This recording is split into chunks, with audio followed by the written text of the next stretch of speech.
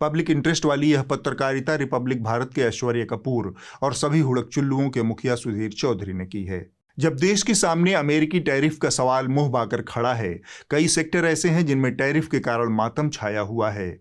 बहुत से लोग इस चिंता में दबे हैं कि उनकी नौकरियां जा सकती हैं। दूसरी तरफ पहाड़ों में तबाही वाली बारिश और भूस्खलन हो रहा है। सैकड़ों की संख्या में लोगों की जानें जा रही हैं।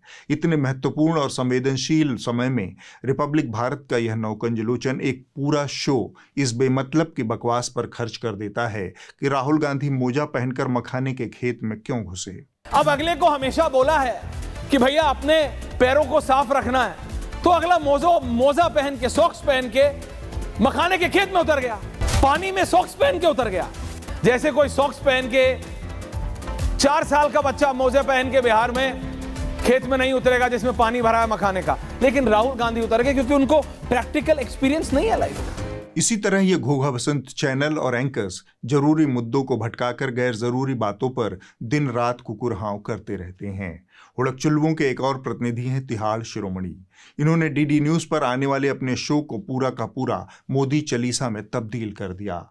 इन्होंने डोनाल्ड ट्रंप के आर्थिक सलाहकार पीटर नवारो द्वारा दिए गए बयान के बाद प्रधानमंत्री मोदी को चट्टान की तरह खड़ा रहने वाला प्रधानमंत्री बताया। ये तस्वीर दिखाती है कि प्रधानमंत्री मोदी और भारत समुद्री तूफान के बीच एक मजबूत चट्टान की तरह वैसे ही स्थिर खड़े हैं जैसे कन्याकुमारी में समुद्र के बीच स्वामी विवेकानंद रॉक है। लगे हाथ इन्होंने यह अंधविश्वास भी फैला दिया कि देश की जनता की किस्मत अच्छी है जो उसे ऐसा किस्मत वाला प्रधानमंत्री मिला है। जो बहुत चुनौती का समय होता है, ये किसी भी देश के लिए, किसी भी देश के लोगों के लिए और उस देश के नेता के लिए एक अग्नि परीक्षा जैसा होता है। उस समय अगर उस देश का नेतृत्व बहुत अच्छा हो, सही फैसला ले और विदेशी दबाव के सामने ना झुके, तो आप ये समझिए कि उस देश के लोगों की किस्मत अच्छी है। और आज वही हो रहा है। हमारे देश में प्रधानमंत्री मोदी एक ऐसे नेता हैं जो किसी भी विदेशी दबाव के सामने झुकने से हमेशा इनकार कर देते हैं और ये भारत के लिए बहुत अच्छी बात है।